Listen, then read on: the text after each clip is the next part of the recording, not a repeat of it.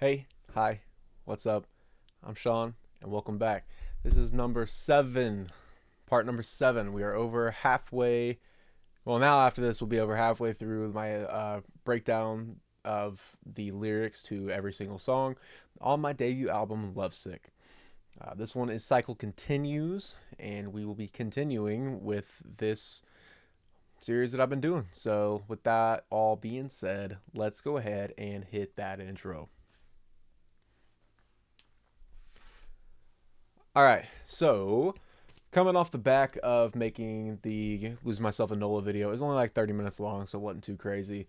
I wanted to go ahead and sit down and record the next one, Cycle Continues, because, I mean, this song's super short. It's going to be another pretty short reaction if I had to guess, so figured I'd go ahead and knock these two out. That's why I'm still wearing the same damn shirt. I've showered since then, don't worry. So, yeah, this, as always, I gotta shout out an album, and this time I'm shouting out The Never Story by JID Jid. I love this album. It's incredible. It really does encapsulate. There's a song that really encapsulates me and my friend groups. That is Ed, Ed, and Eddie, and that is because it is really just me and my two buddies, and we're like Ed, Ed, and Eddie. We really are. We are some crackhead mofos out here. I love that album. There's a lot of really good songs on there. I like the music videos for a lot of it. They've got some depth in there. Like in the Ed, Ed, and Eddie music video, they reference a lot of the other songs on there. One of them is, if you pay attention, it'll have the doorknob, or like the plate showing the address of the house that they go to in Ed, Ed, and Eddie is 8701, which is another song on there. It's 8701. Dude, incredible. Love that album. Go give it a shot. Go give it a check out. That's actually what really got me into Jid. I mean, I've listened to a couple of songs like Off D's and what else was there? It was just some other ones that were off of DiCaprio too. But when I actually went through and listened to Jid, The Never Story is what stood out to me, and it's still to this day my favorite album by Jid. So go give it a shot. And without further ado, we're gonna go ahead and jump straight into Cycle Continues.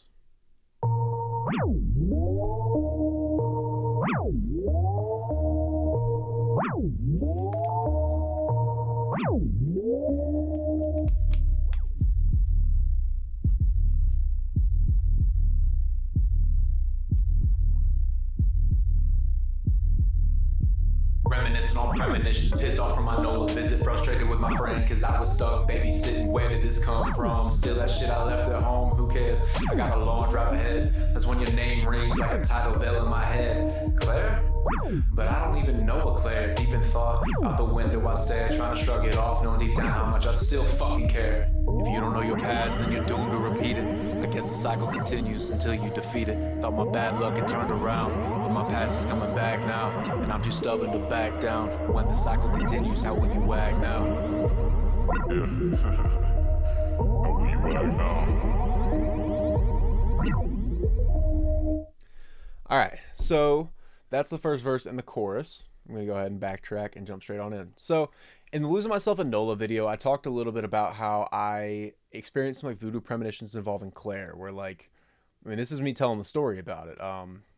There were two things that I really referenced, and it's the premonitions from Claire, and it's pissed off from my buddy, because I was really shitty. I mean, this was something that like, I was already going through the situation with him and the breakup between it was Riley and Lex. Like that when they broke up, I was really struggling with that, and on top of that, like I kind of felt like that we were outgrowing each other. I was partying with a different group at this point, and man, I was just changing a lot. Like the things that I valued were really changing. I didn't really. I still love Riley, man. Like he hits me up from time to time. We still talk on a regular basis, but we just weren't about the same things anymore. I kind of felt, I was more into playing Madden at this point. I was actually competitively ranked, or like, I wasn't ranked myself, but I was playing people who were competitively ranked and winning. I mean, I was constantly beating people online in the top 5 and 10% of all online play, and so was my best friend at the time, and still my best friend to this day, Jacoby. And all of us were sitting there, and we were playing Madden and whatnot, and I tried merging the friend groups, and it just didn't really work. They just were two very different types of people, and I just, that kind of caused some frustration. The situation with Ivy was causing some frustration. Um, and I just, it all kind of boiled over. And I mean, in hindsight, it's a really petty thing to be pissed about having to babysit somebody while they're drunk. But I was really pissed because he became really fucking drunk in New Orleans, and I was just tired of having to deal with it. And it made me rethink a lot because it was just like, damn, like I don't want to be the one that's always babysitting anymore. But anyway, frustrated with my friend because I was babysitting. Like, where did this come from? Is it still that shit that I left at home? Um,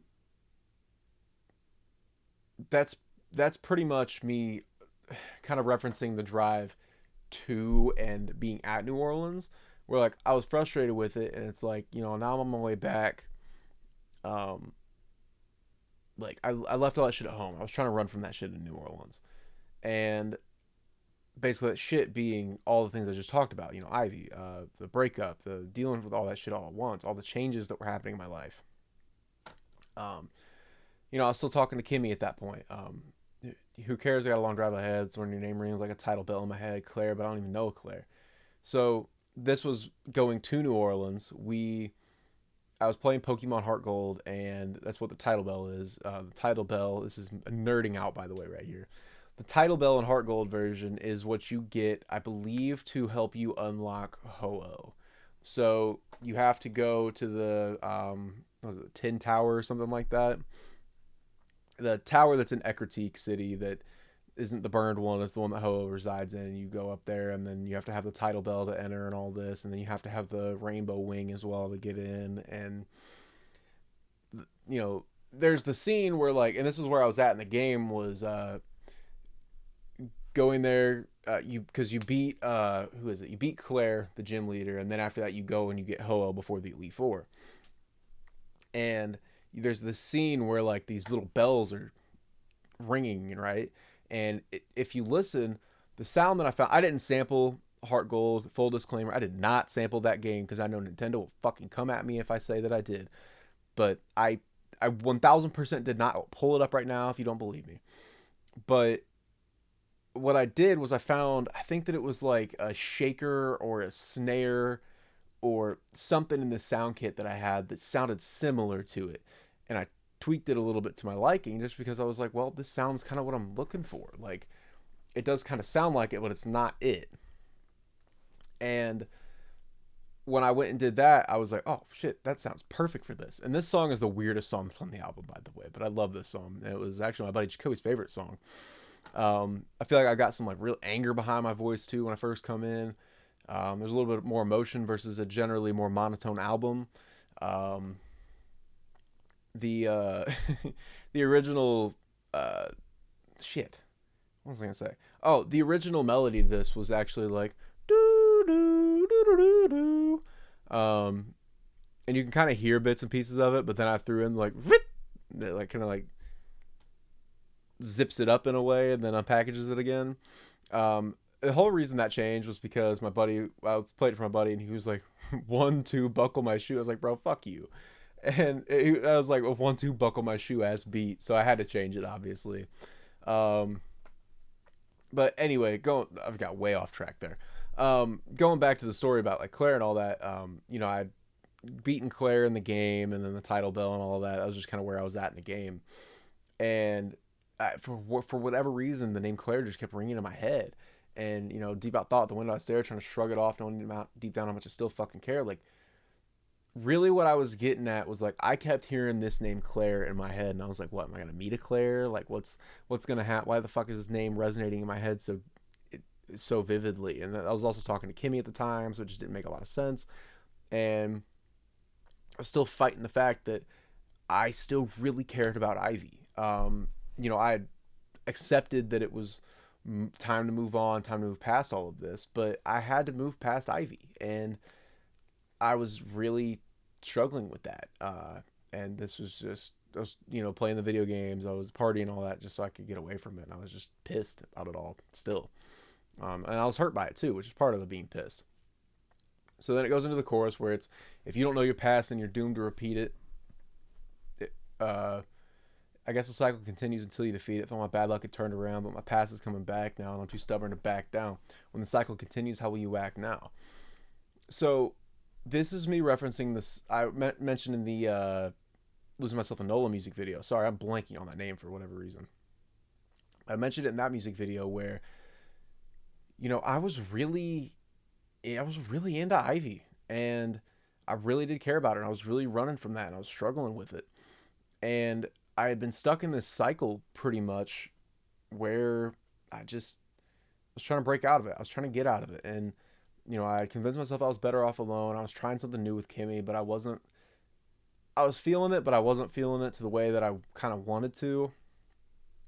And I think that where I was really getting at with this was I was just stuck in a cycle of falling for women that don't want me and simping over women and just not knowing my self-worth, really, is what it all boiled down to. And it was, if you don't know your past, then you're doomed to repeat it. So, like, if you don't know, history repeats itself.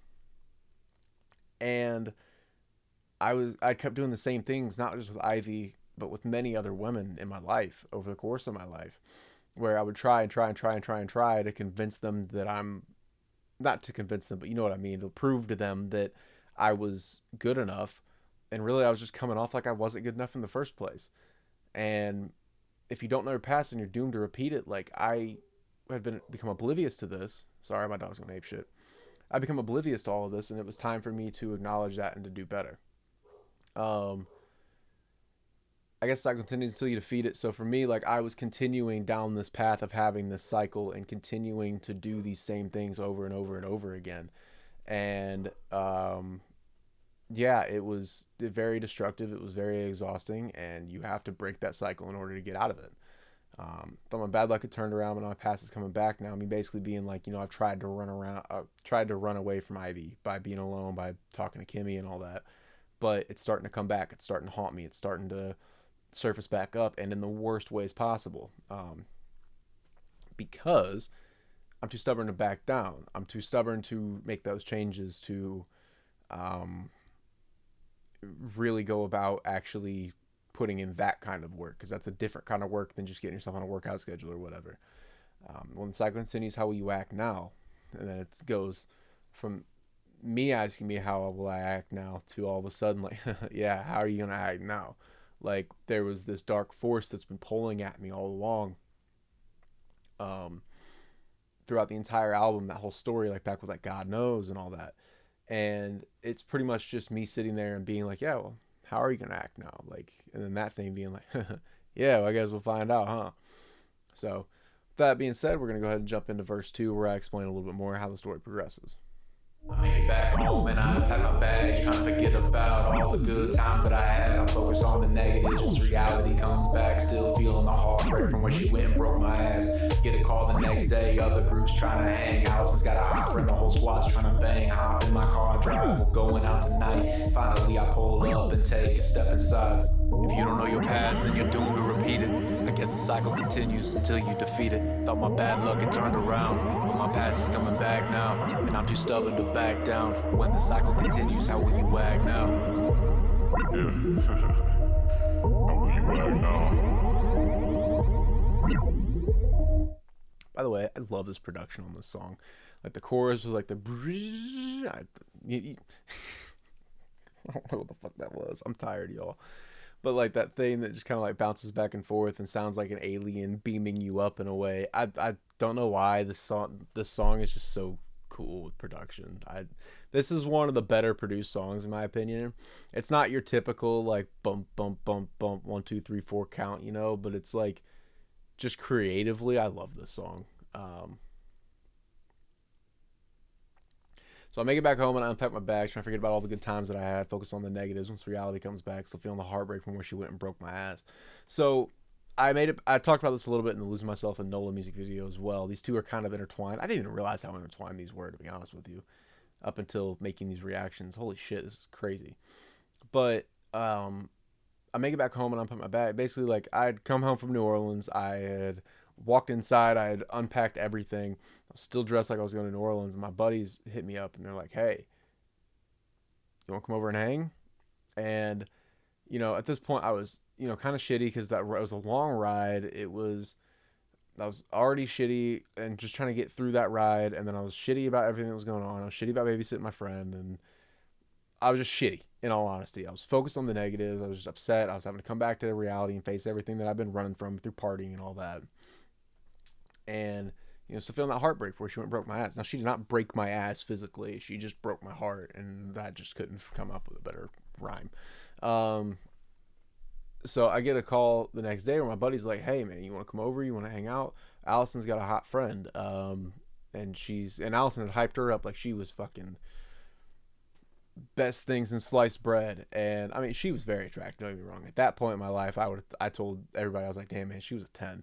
She's very attractive. I wouldn't say 10 now, but very attractive, very chill. We all hung out. We played like Jackbox games and whatnot. I can't remember what else we played. We may play like Mario Kart or something, but I don't know. We played some games. We hung out. She had just was getting out of a really bad relationship and needed some friends, and that's where she met Allison. So I hop in my car and drive. We're going out tonight. Finally, I pull up and I take a step inside. Well, after I pull up there, goes into the chorus, is when all of this happens.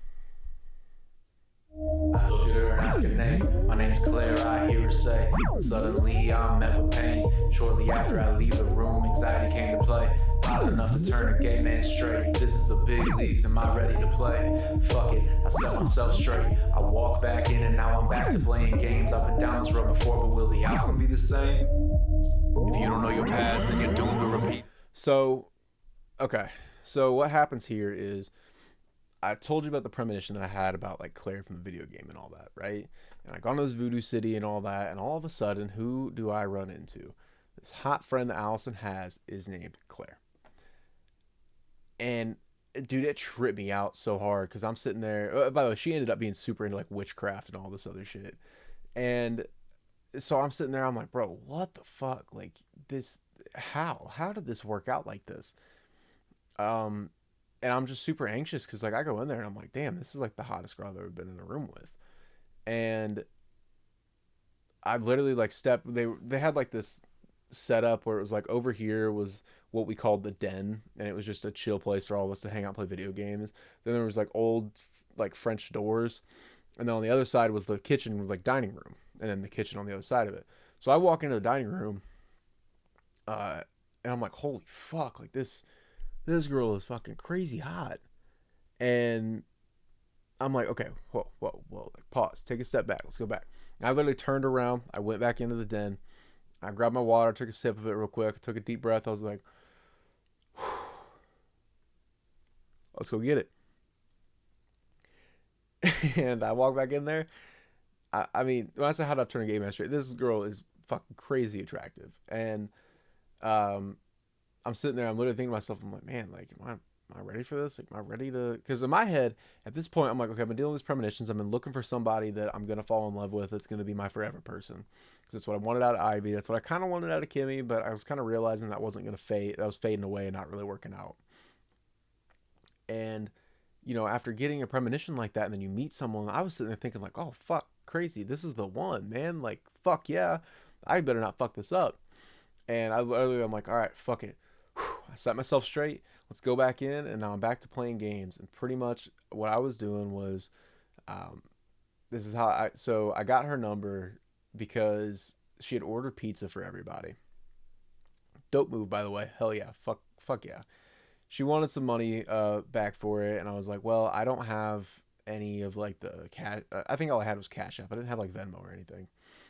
And so I walk in and I'm like, hey, can I send you the money on Apple Pay? She's like, yeah, for sure. And I get her phone number that way, and then I send her the money through there. And basically at this point, I had completely just dogged my entire self-worth, and I was sitting there being like, all right, well, if I'm gonna text her, I was like, I'm not gonna text her tonight. Like, I'm gonna send her the money, that's going to be it. And then later on down the line, like, I would send her a text. There was something that happened that I'll get into in the next song. And I'd sent her a text and I was like, yeah, like, are you good after all of that? And then I would wait, like, she would reply, and then we'd talk for a little bit, and then I wouldn't text her again for like a week. And then I would text her again, she'd reply, we'd talk, and then it just typical playing game shit. And it's not like I don't do that anymore. I don't like that shit. I hate that. Like, but I had felt that my self-esteem and my self-confidence had gotten so low that, like, I just thought that's the only way someone was going to fall for me was if I played a game like that. If I sat there and was like, you know, I it's just fucking stupid shit. It's stupid teenager shit. And it's high school shit that should have been left in high school. I just had convinced myself that that was the only way I was ever going to find love. And, I was back to playing games. I'm down this road before. Will the outcome be the same? Pretty much me asking myself, like, look, you've been doing this shit over and over again. Going back to the very beginning where it's talking about, let's see, where's it at? My past is coming back now. Like, if you don't know your past, then you're doomed to repeat it. Like, I'm rehashing the cycle. I'm still living this cycle. Is this outcome going to be the same? Because to be honest with you, this girl was pretty much just Ivy, but way hotter. And ended up doing OnlyFans, which I didn't know at the time. But I remember I like figured out that she was some fucking, had like over 250,000 followers or something, and was a big deal. And I don't know, in hindsight, I kind of feel like I dodged a bullet because that's not really what I look for. But at this point in time, I was so torn up about it because I convinced myself that she was the one just straight off the jump. Which, by the way, don't fucking do that. What was wrong with me at that point in time? Like, I get it, but at the same time, it's also like, bro, come on. So we'll close this out real quick. I guess the cycle continues until you defeat it. Thought my bad luck had turned around, but my past is coming back now, and I'm too stubborn to back down. When the cycle continues, how will you wag now? Yeah. How will you act now?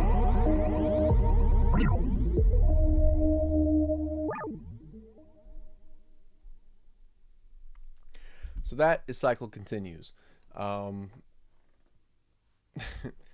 Goes into Remember This, which pretty much what Lose Myself in NOLA is, and Cycle Continues is just trying to segue into Remember This, because Remember This is damn near 8 minutes long. And it's pretty much the whole story about Claire and everything that kind of happened between the two of us. And yeah, it just, Cycle Continues kind of sets it up. Losing Myself in NOLA is kind of me dealing with things in the wrong ways. And yeah, it's pretty much getting into the second scene, more or less. The second, Ivy was the first part of it, and dealing with Ivy and handling Ivy and that whole situation, navigating that was the very beginning of the story. And then you get into this midway point now where it's like, oh, I'm moving on from her, and I've basically just rehashed this whole cycle again with a different girl who's hotter. And I'm like, I remember in my head I was sitting there thinking like, oh hell yeah, man. Like, I was like, I'm moving on from Ivy, I'm gonna get a girl that's way hotter than Ivy to go show her. Like, nah, man, that was not the move at all. And I just didn't really know any better at the time. Like, I wish that I could say there was a better reason for it, but I was young and stupid. And that this album, in a lot of ways, is kind of making fun of that and pointing at my flaws with it. But yeah, it pretty much just introduces her and then begs the question of like, hey, when you come back around all of this and you have this opportunity with somebody else, are you going to act the same, or are you going to change? And I think that's a really good, this is my favorite, might be my favorite chorus in the entire thing, just because of the depth in it. Like, I love what it's talking about. It's saying like, all of us, we go through life living in a cyclical fashion where, we say we're going to quit smoking cigarettes, but do we ever really quit? We say we're going to quit drinking. Do we ever really quit? We say that we're going to do better with this thing in our relationship, and then we settle because we just don't think we can find better. We tolerate shit that we shouldn't tolerate. And I get that we're all human, but at the end of the day, promise without change is manipulation. And I really needed to be about that change in my life at that point, because it just needed to happen. There were a lot of things that needed to change about me. My self-esteem needed to change. My goals needed to change. I needed to stop worrying so much, because I'd told people I was about this music thing at that point in time. I wasn't about it like that at all.